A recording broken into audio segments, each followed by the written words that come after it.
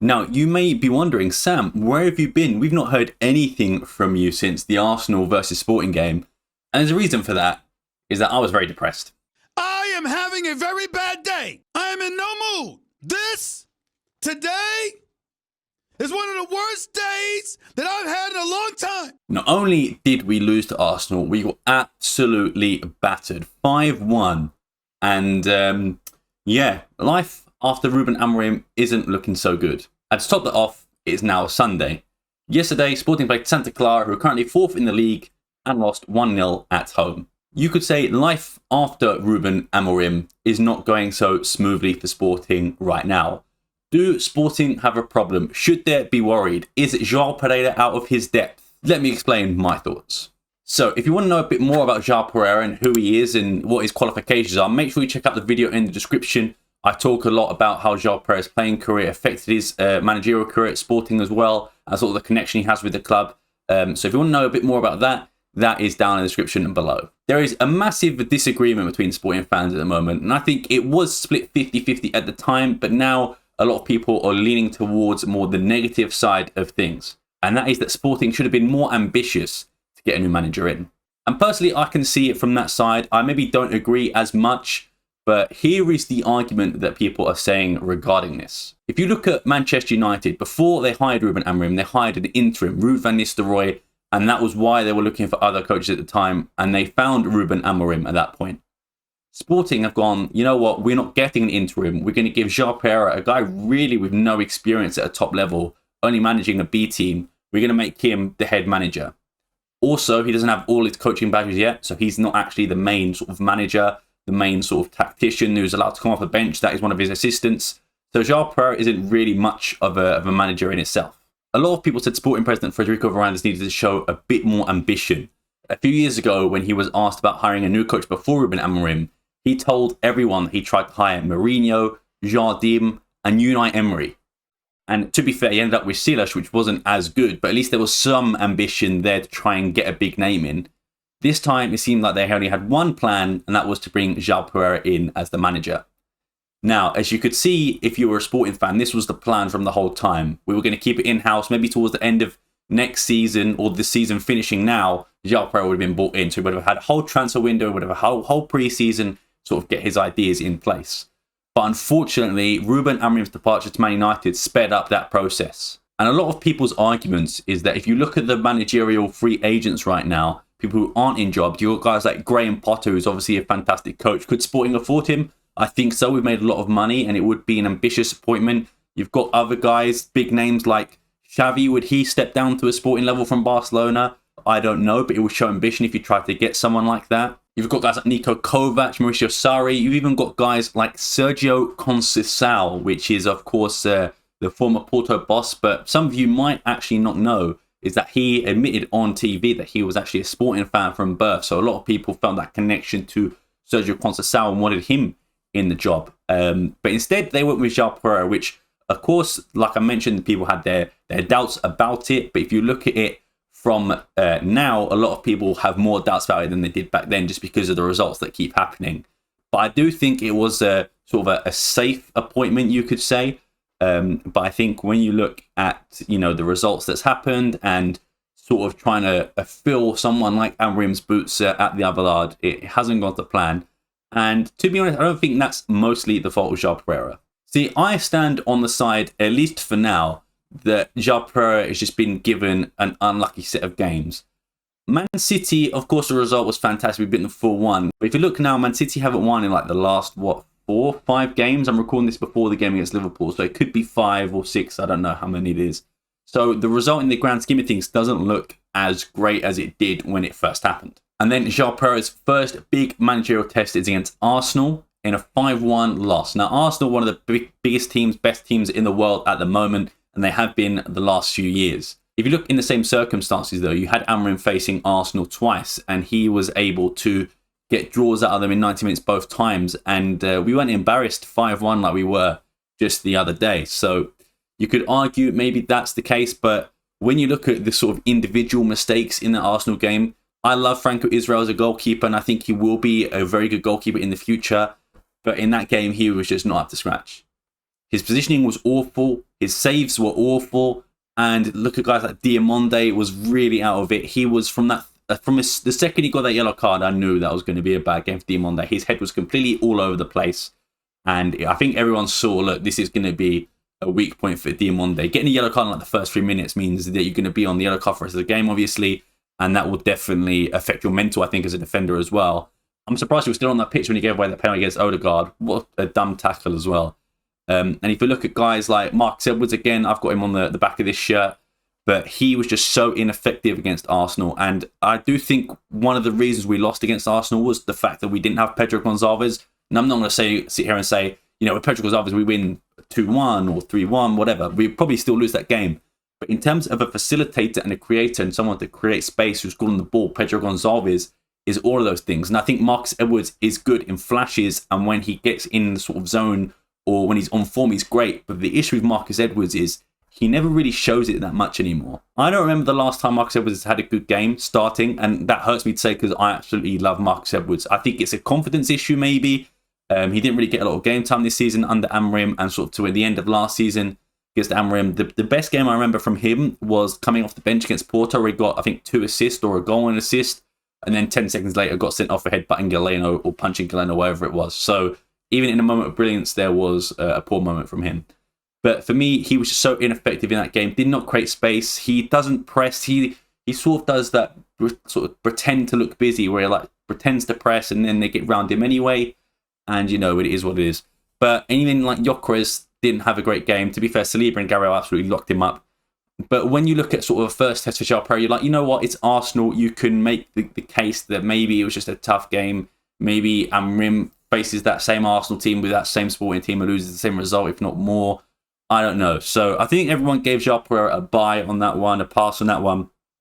But when you look now, losing to Santa Clara at home, and no disrespect to Santa Clara, they've done very well this season. They're 4th in the league and they were the winners of the second league last year. They're a very good team, but for someone like Sporting, that doesn't happen under Ruben Amorim. We're not losing at home, let alone 1-0. This was the last game we didn't score a goal was in like October 2022. So it's been 2 years since we didn't score a goal at home. And yeah, it shows that the players really either aren't buying into João Pereira's tactics, or maybe there's a confidence issue for all of them. Maybe they're just, in a rough patch at the moment. But that game yesterday was, again, terrible. He created a few chances, and you could argue maybe if Gyökeres doesn't miss this open goal, maybe you can say João Pereira wins and João Pereira looks all right, or we draw, not worse than a loss, I suppose. But when you look at the sort of grand context of things, you look at, Santa Clara being in 4th, Sporting being in 1st, and we being unbeaten for all that time. For losing our unbeaten streak, we're unbeaten until December. Well, November 30th, whatever, December pretty much. And to lose it against a team like Santa Clara at home is just unacceptable. You can make a case, you lose against Porto, Benfica, they've got the squad, they've got great players, you can make the case for it. But against Santa Clara is just quite unacceptable. Another thing I could say is that in that game, I do think maybe we should have had one penalty. Definitely this one. I'm going to send the screenshot in this video so you can see the handball. Obviously, it's still images, make things look 1,000 times worse. But if you could tell me that's an arm in a natural position, do you know what I mean? It's definitely not. It's a foul on Jenny maybe, and the foul that got overturned on Maxi Orujo as well, which I think was fair enough. I think the goalkeeper got the ball first. But at the end of the day, you can say what you want about penalties and fouls and refereeing decisions. You have 90 minutes to score against a team in 4th. You should be able to do that without any of the referees' help. And João Pereira said so himself. He said it was his fault.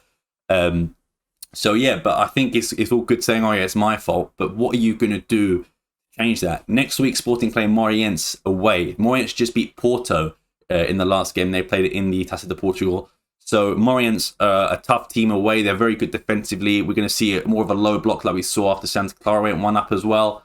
I don't know if João Pereira has the coaching abilities to get that or to win that. And I don't think there's a knock on João Pereira. He's just not ready. There's nothing wrong with being not ready. If someone offered me the Sporting job, I would take it straight away. And what's João Pereira going to say? Yeah, sorry, no, I'm not ready. He's going to take that, of course. But I do see the side that say it's a lack of ambition from Federico Varandas, especially with a team that was with a heavy identity in that sense of Ruben Amorim, to try and get someone with a similar identity, which was João Pereira, makes sense. But There are so many good names out there. And there are so many names out there still in jobs that maybe Sporting could tempt. One of the big ones that everyone says is Abel Ferreira. Of course, Palmeiras, I believe, has won the Copa Libertadores multiple times. But he's used to play for Sporting, could easily come back to Sporting, I guess, if given the money. I think maybe we could outpay Palmeiras. I don't know. I don't know the finances in Brazil. But that would be good ambition to get someone who's a proven winner in Brazil, Copa Libertadores winner, used to be a captain in Sporting as well. That would be a good move, getting Abel in or getting someone of that caliber. But instead to get someone like João Pereira is, I understand when people say it's a lack of ambition. And for me personally, João Pereira's last game, if he fails to win against Moreirense, that should be his last game. I think he should resign. I love João Pereira. He was a great player for us, and I don't think any of this is sort of his fault. It was more the direction of the presidents and the sort of directors around him for saying he was ready for this job. I reckon if he stays at the B team a few more years, maybe a year or two, sort of get more identities, get his coaching badges for a start. Why are you hiring a coach with no coaching badges? And gets all of those to then sort of progress up the footballing ladder and the managerial ladder is something that should have been looked at, I think, instead of giving him this job. Maybe if this was an interim job, Sporting fans could see, you know what, he's losing, but it's an interim job. This is all his fault. Varandas is looking for another manager. But Varandas has said, nope, this is going to be the manager. And I think he only gets rid of João Pereira, or João Pereira leaves if João Pereira resigns. I think Frederico Varandas is too proud to sack a manager who we put a lot of stock into, especially everyone's sort of big question for Frederico Varandas and, well, at the time, Hugo Viana was, they're doing well now, but the big question is what happens when Ruben Amorim leaves? That is the next big test for this administration, and this proves, if they get it wrong, that Amorim was a fluke. Because before that, like I mentioned, in the video of the Sporting rebuild, you can check out, again, link in the description, I'll try and put it on screen, you had Kaiser brought in, you had Silas brought in, and then only then, when you brought in your third manager for 10 million, was when you got it right with Ruben Amorim. There are two managers that maybe, I feel it's unfair, maybe including Kaiser in that list, but having guys like those two instead of, a big ambitious name. And I guess you can argue that Sporting didn't have money at the time, but then we spent 10 million on a manager, so I don't really know where that argument comes from. But for me, I think this was their biggest test, and for all Sporting fans, the biggest test. And so far, it's obviously very early to tell, but it's not working out so far. So, maybe João Pereira leaves at the end of the season. Maybe he turns this around. Maybe next game, Moreirense, we win 4-0 and we go to the Champions League. I think we got Club Brugge next and we beat them as well. Obviously, the results matter. Our next game is against Moreirense on a Thursday. So that will be interesting to see if João Pereira can turn it around. I think he is losing the battle at the moment. The fans are starting to get unhappy. We're no longer the club that's in third and fourth and will give managers leeway to sort of, do badly. This is not the... We expect now a Sporting team that should be competing on all fronts. And like I mentioned, the Arsenal game is an anomaly because Arsenal were just so good. And, maybe that's a cop-out answer. Maybe we should be competing with Arsenal. But losing against Santa Clara is not good. And, yeah, that's life after Ruben Amorim, I suppose. Yeah, speaking of the devil, Ruben Amorim, I would say the reason I don't see it as João Pereira's fault is because at the end of the day, two things can be true. Number one, Ruben Amorim couldn't say no to Man United and couldn't wait to the end of the season because Man United said it's now or never. I completely agree. He's in his full right to take that, and he should do.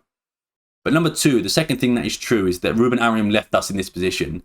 This plan to bring João Pereira was supposed to be at the end of the season, like I mentioned, to give him a preseason, to give him transfer, whatever.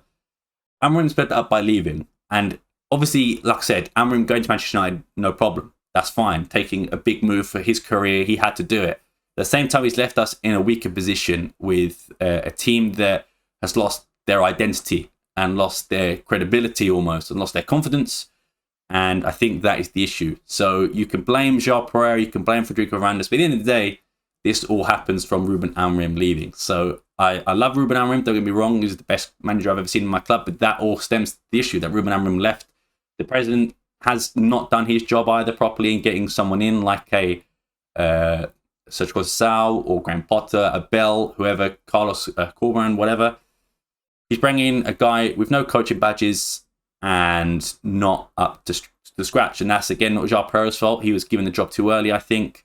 But yeah, It remains to be seen what is going to happen at the end of the season and the season coming. Are Sporting on a downfall? Let me know what you think. What do you think of Ruben Amorim's time at Manchester United? He's doing pretty well, I think, apart from being interrupted by Ed Sheeran, which is very funny. But yeah, I'll be Sam Waseka. Thank you very much for watching. Please like, subscribe for more. See you next time, and peace.